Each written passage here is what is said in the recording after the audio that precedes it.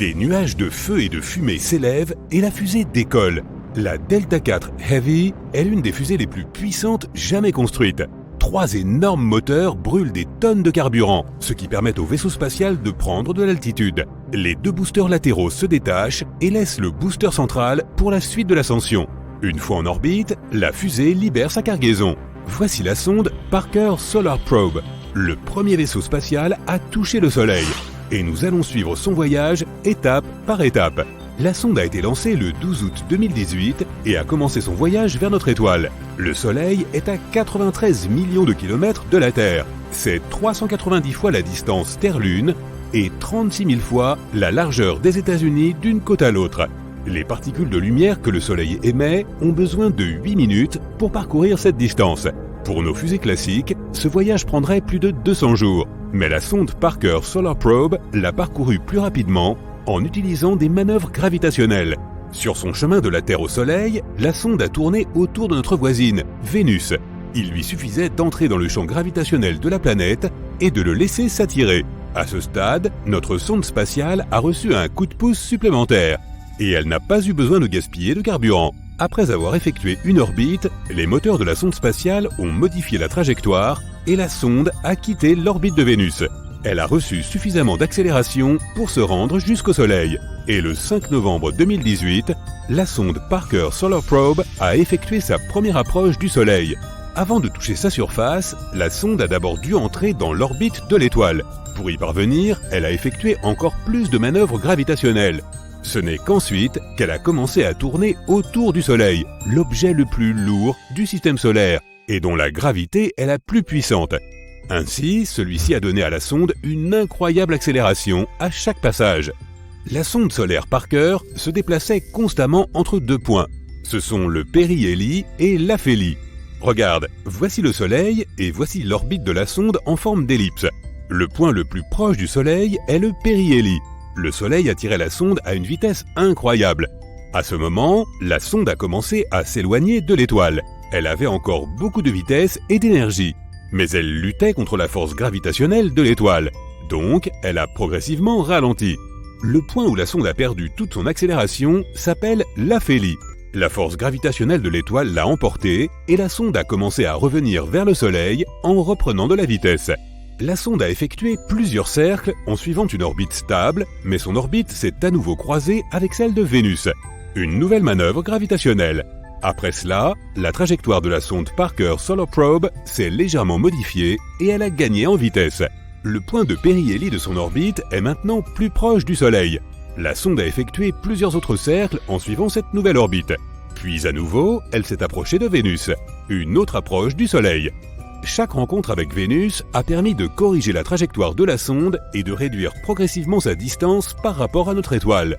En avril 2021, la sonde Parker Solar Probe s'est finalement approchée du Soleil au point de toucher sa couronne.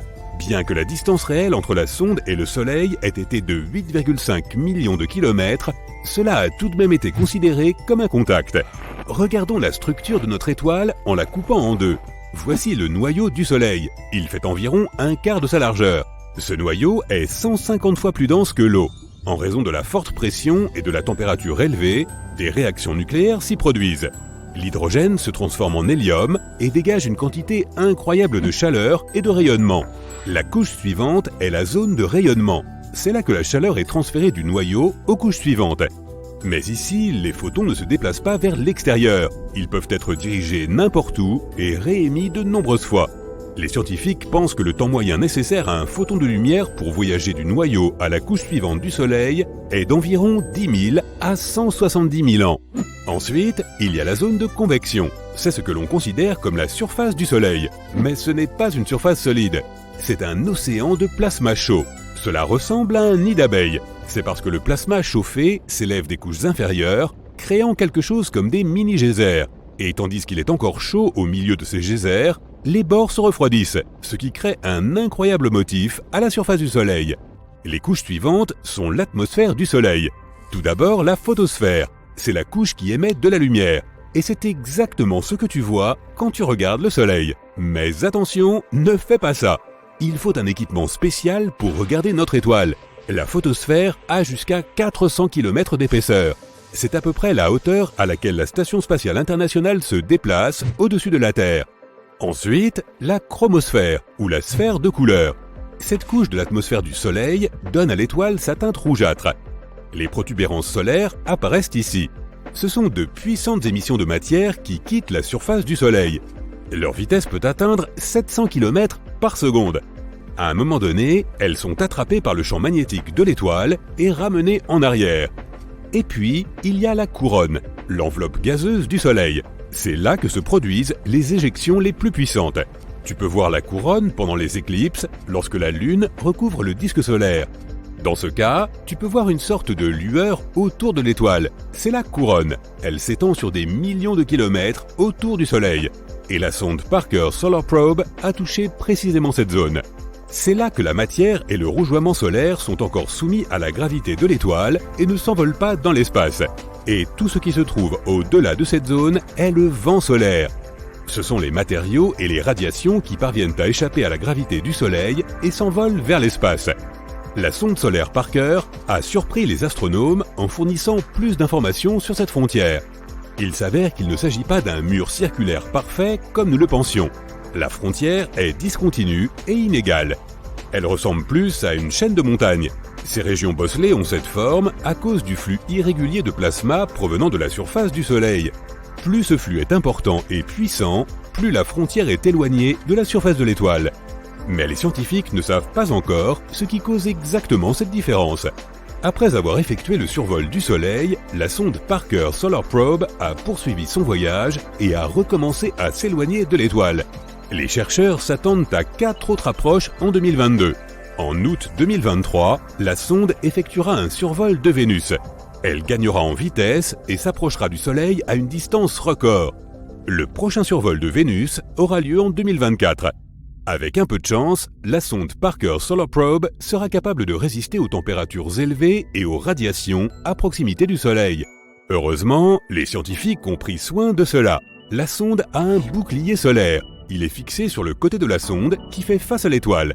Il a la taille d'une fenêtre de maison et une épaisseur de 10 cm. Il est fait d'un matériau spécial qui peut résister à une température d'environ 1370 degrés Celsius.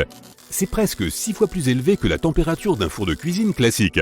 Le corps de la sonde est fait d'un matériau blanc qui reflète la lumière du Soleil. Tout l'équipement scientifique est placé au centre de l'ombre de ce bouclier. Si les rayons du Soleil frappent de près le corps non protégé de la sonde, tous les équipements seront hors d'usage en quelques dixièmes de seconde. La sonde solaire Parker est équipée d'un instrument d'investigation des champs électromagnétiques. Il s'agit d'un système permettant de mesurer les champs électriques et magnétiques, les ondes radio, la température et la densité du plasma. L'imageur à grand champ de la sonde Parker Solar Probe, ou WISPER, est un télescope optique, celui-là même qui a pris ces images étonnantes du plasma en mouvement dans la couronne de l'étoile.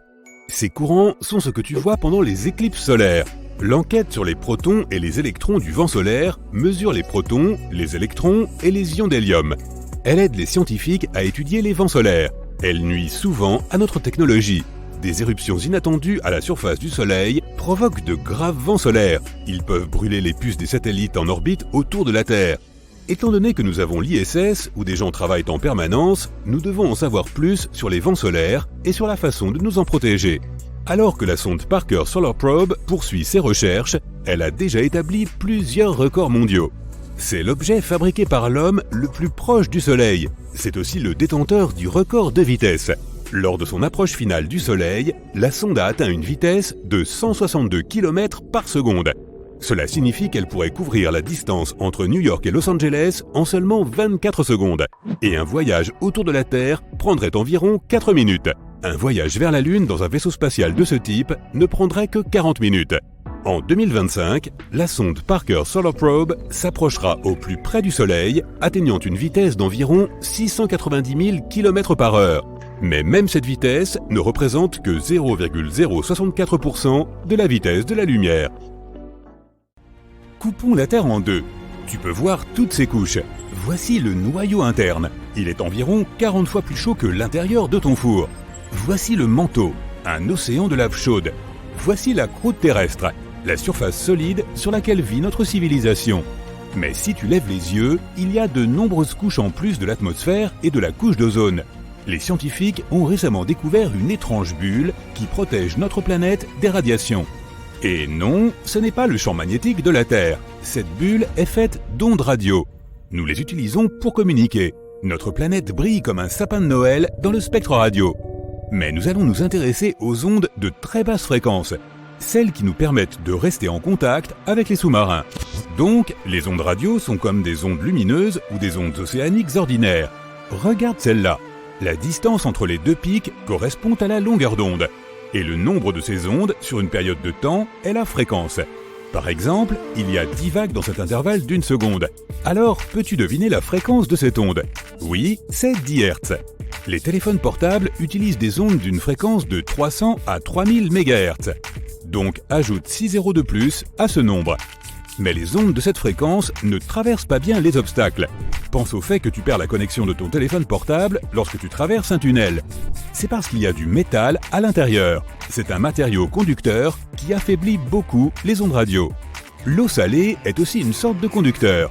Ainsi, si le sous-marin est assez profond, l'épaisse couche d'eau affaiblit le signal. Et nous perdons la communication. Pour la maintenir, on envoie moins d'ondes, mais on les allonge. Dans le même laps de temps, la fréquence des ondes courtes sera beaucoup plus élevée que celle des ondes longues. C'est pourquoi on les appelle des ondes à très basse fréquence. Mais il s'avère que ces ondes voyagent partout sur la Terre et même dans l'espace. C'est là que les choses deviennent intéressantes. Les ondes entrent en collision avec les particules de radiation du Soleil. Nous pensons que le Soleil est un aimable géant qui nous donne de la lumière et de la chaleur, mais il émet en fait de nombreux rayonnements nocifs. Chaque éruption ou décharge électrique de matière de notre étoile natale provoque une explosion de radiation encore plus importante. Ces particules volent vers notre planète, tout comme le font les ondes radio. Elles parcourent 93 millions de kilomètres entre le Soleil et la Terre en 8 minutes et s'écrasent sur notre bulle qui fait office de bouclier. En gros, les particules de radiation du Soleil s'accumulent dans les ceintures de radiation autour de la Terre. Le champ magnétique de notre planète les piège. Et une bulle d'ondes de très basse fréquence récemment découverte se trouve juste en dessous de cette ceinture de radiation. Elle nous aide à repousser une partie des émissions nocives. L'analyse d'anciennes études a confirmé que les ceintures de radiation étaient autrefois beaucoup plus basses et plus proches de la Terre. Mais lorsque notre civilisation a commencé à utiliser la radio de manière intensive, nos ondes ont fait remonter notre ceinture plus haut. Personne ne s'attendait à un tel effet de simples ondes radio, mais cela nous donnera un moyen de protéger les astronautes dans le futur. Quand tu es sur Terre, son champ magnétique te protège des radiations. Tu peux physiquement le voir lorsque les particules chargées du vent solaire font briller les particules d'air au pôle de notre planète. C'est une aurore. La prochaine fois que tu contempleras cette beauté, sache que c'est en fait la Terre qui te protège de certains rayons extrêmement nocifs. Mais si tu es en dehors du champ magnétique terrestre, quelque part dans l'espace, j'ai de mauvaises nouvelles pour toi. Rien ne te protège là-bas. C'est un gros problème pour les astronautes qui passent des mois dans la Station spatiale internationale. Peut-être les scientifiques apprendront-ils à créer des bulles protectrices d'ondes de très basse fréquence autour des stations spatiales et des vaisseaux spatiaux. Il en va de même pour les autres planètes. Nous allons probablement coloniser Mars un jour, et il n'y a pas de champ magnétique là-bas, et rien ne peut te protéger des radiations. Mais si tu crées une bulle artificielle là-bas, tu peux réduire les radiations nocives. Une autre bulle invisible qui nous protège est l'atmosphère. C'est comme un gâteau en couche ou un oignon. Chaque niveau de l'atmosphère a ses propres propriétés. La couche la plus basse dans laquelle nous vivons est la troposphère. Cette couche contient 80% du poids de tout l'air de la planète. C'est aussi le principal endroit où réside la vapeur d'eau. Et c'est là que fonctionne la machine appelée météo.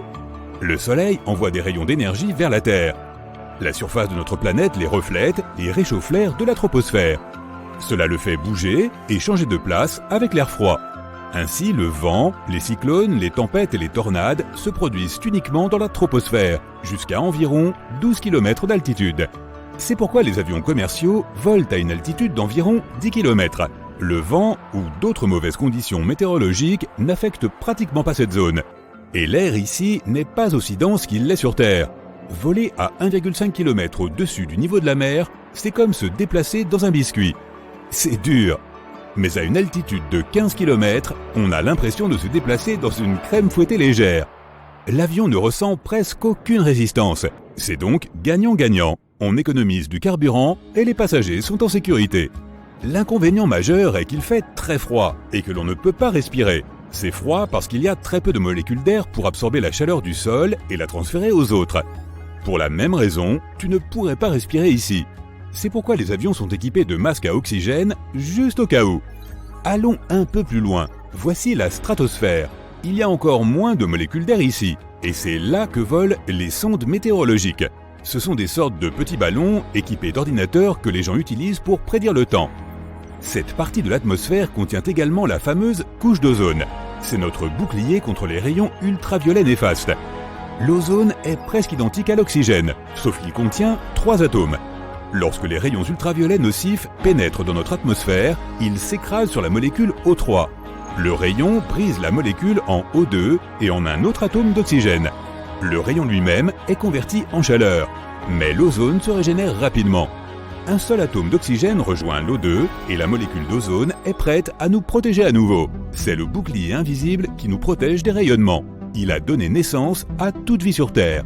Avec le développement de notre civilisation, nous avons commencé à émettre du gaz fréon dans l'atmosphère. Nous avions l'habitude de remplir nos vieux réfrigérateurs avec. Un seul atome de chlore se détache d'une molécule de fréon dans l'air, et ensuite, il se lie à un seul atome d'oxygène.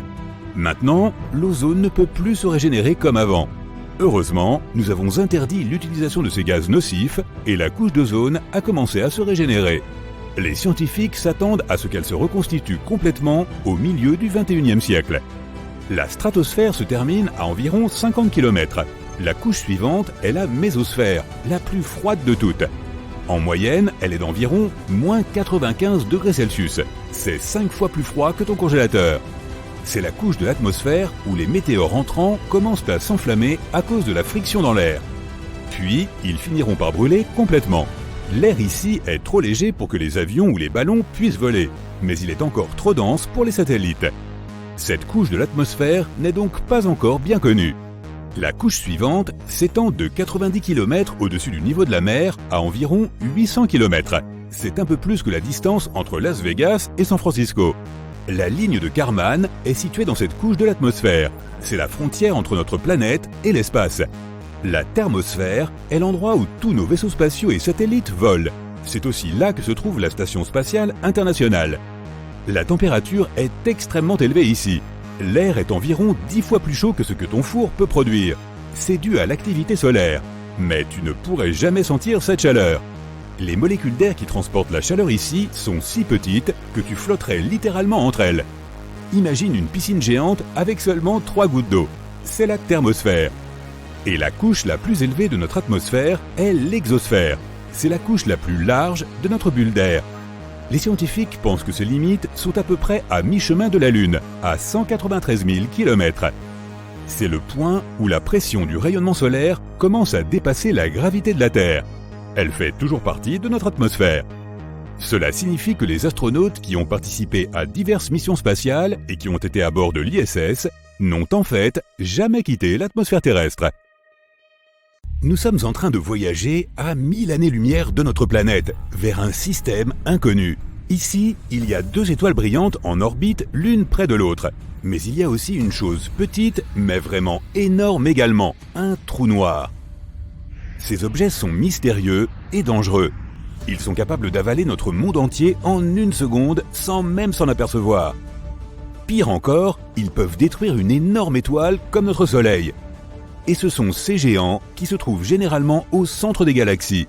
Elles sont si lourdes que leur gravité retient autour d'elles d'innombrables étoiles, planètes et poussières d'étoiles. Elles peuvent peser des millions, voire des milliards de fois plus que le Soleil. Et maintenant, tu es de retour au sol sur une rampe de lancement de fusée sur la Terre. La seule chose à laquelle tu penses est de retenir ta respiration et de sauter dans le cœur de cette perle noire. Mais tu n'auras pas à retenir ta respiration car tu seras dans une combinaison spatiale. Et l'oxygène est inclus, gratuitement en plus. De plus, il est peu probable que tu arrives un jour à aller jusqu'au trou noir. Un voyage aussi lointain avec la technologie actuelle prendrait des dizaines de milliers d'années. Tu retournes donc dans ton garage où tu as caché ton hyperfusée qui t'emmènera au trou noir en quelques secondes. Boum! Voilà, tu es à côté de 2 étoiles et d'un trou noir. La première chose que tu remarques est que les trous noirs ne sont pas noirs. Sa force gravitationnelle attire non seulement les objets, mais aussi la lumière elle-même. Cela rend le trou invisible. Tu peux seulement voir un anneau brillant autour de lui que l'on appelle l'horizon des événements. Il est constitué de lumière tordue, de poussière chaude, de plasma et de morceaux d'astéroïdes qui se trouvent aussi piégés à cet endroit. Donc l'horizon des événements est le premier obstacle à surmonter. Bon, tu enfiles ton réacteur dorsal, tu ouvres la porte de ta fusée et tu sautes vers le trou noir. La force de gravité commence à t'attirer rapidement vers lui. La combinaison spatiale te protège des énormes températures et niveaux de radiation de l'horizon des événements. Les équipements de protection conventionnels ne pourraient guère t'aider. Alors tu remercies ton père d'avoir caché cette combinaison protectrice ultra puissante dans ton garage. Tu commences à avoir l'impression que ton corps s'étire désagréablement. Le problème, c'est que la gravité augmente à chaque fois que l'on se rapproche du centre du trou noir. Et c'est beaucoup plus fort à ta tête qu'à tes pieds. Ton corps commence à s'étirer comme des spaghettis. C'est pourquoi on appelle ça la spaghettification. Aucun costume ne peut te protéger de ça, et il n'y a pas un seul vaisseau spatial qui puisse résister à ce genre de contraintes. Bon, cette vidéo a été courte. Ok, alors rembobinons jusqu'au moment avant le saut. Tu réalises que pour atteindre le cœur du trou noir et survivre, tu n'as pas besoin d'un équipement amélioré, mais d'un autre trou noir. Et c'est la taille et le poids de celui-ci qui comptent. Théoriquement, tu peux survivre à la chute dans un trou noir supermassif. Tout dépend de la largeur de l'horizon des événements du trou noir. Quand un trou est petit, à peu près le poids de notre Soleil, l'horizon des événements est lui aussi petit. Et donc son bord est particulièrement proche du centre de cette force gravitationnelle exceptionnelle qui te spaghettifierait rapidement et brutalement. Mais si l'horizon des événements est large, il est plus éloigné du centre de la force gravitationnelle. Alors la différence de pression de la gravité sur ta tête et tes pieds sera inexistante.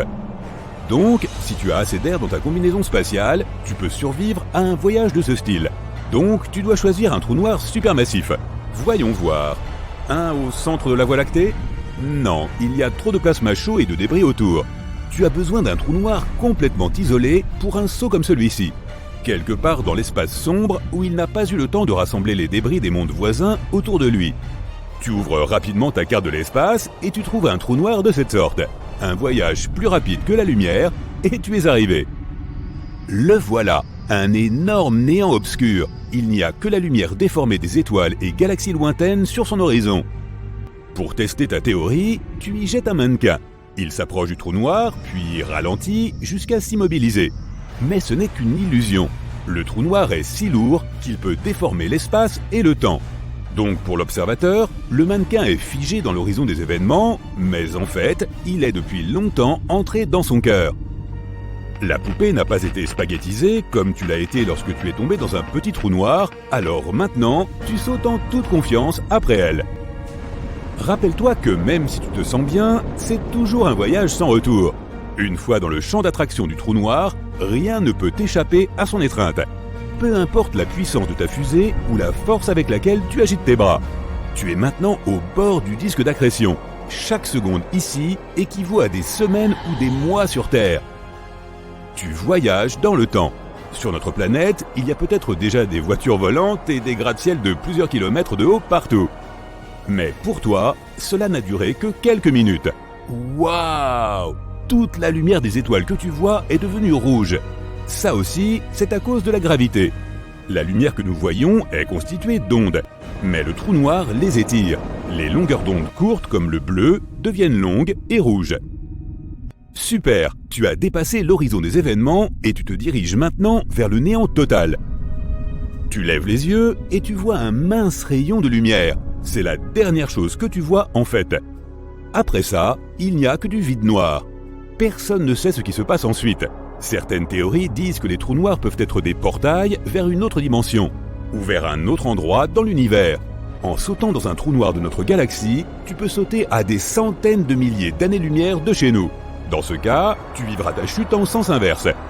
D'abord, tu verras un petit rayon de lumière qui s'étend, puis la lumière rouge des étoiles redevient bleue, et avant même de t'en rendre compte, tu es de retour sur l'horizon des événements. Et peu après, tu es libéré de l'attraction du trou noir. Mais les scientifiques ne peuvent toujours pas confirmer cette théorie. Bon, c'est trop sinistre, alors pour cette fois, nous te ramènerons sur Terre en compagnie de tes amis. Ils te félicitent pour avoir réussi à survivre au centre d'un trou noir. Maintenant, tu es le cœur de la compagnie et aucun trou noir ne peut te faire peur. Mais même le plus grand trou noir de l'espace n'est pas aussi effrayant que ce que tu pourrais penser. Ils ne sont pas éternels, mais ont une durée de vie. La radiation dont j'ai parlé prend l'énergie du trou noir. S'il n'a pas de nourriture autour de lui, le trou commence à se dégonfler comme un ballon. Et finalement, il n'y a plus rien. Une autre crainte concernant les trous noirs est que nous puissions en créer un chez nous. En effet, à l'intérieur du grand collisionneur de Hadron, les scientifiques mènent des expériences avec de petites particules qui entrent en collision à grande vitesse. Il y a d'énormes explosions d'énergie et certains scientifiques pensent que cette énergie est suffisante pour créer un trou noir microscopique. Il va commencer à absorber son environnement et à grandir. D'abord quelques petits objets dans la pièce où il a été créé, puis le laboratoire tout entier. Le trou continue à grandir et consomme désormais notre planète entière. Il change l'équilibre des forces dans notre système solaire et absorbe les planètes une par une. Quand celles-ci sont finies, c'est l'heure du dessert, le Soleil. Les couches supérieures légères de plasma sont étirées en longs spaghettis et tirées vers le trou noir. Puis, couche par couche, notre étoile s'effondre dans le trou noir. Lorsque le Soleil est à moitié absorbé, le trou noir projette un faisceau d'énergie et de lumière vers l'extérieur et continue à consommer le Soleil. En quelques instants, il ne restera plus rien de notre système solaire. C'est ainsi que certaines personnes décrivent la fin du monde. Mais même si nous parvenons à créer un trou noir microscopique, nous serons en sécurité. Il sera trop petit pour absorber de gros objets et il ne se nourrira que de petites particules atomiques. Les trous noirs émettent de l'énergie en même temps qu'ils en consomment, donc notre petit trou noir n'aura pas le temps de grandir. Il perdra plus qu'il ne gagnera en une fraction de seconde, donc ce que tu verras sera un flash momentané et puis plus rien. Cela dit, la création d'un trou noir stable et contrôlé peut même être utile. Ils émettent d'énormes quantités d'énergie que nous pouvons utiliser. Un trou noir de la masse du mont Everest pourrait alimenter toute l'humanité. Bien sûr, les trous noirs sont toujours dangereux, mais nous pouvons les observer et étudier notre univers, si nous restons assez loin bien sûr. En attendant, tu décides de mettre un cadenas sur ta porte de garage, pour l'instant.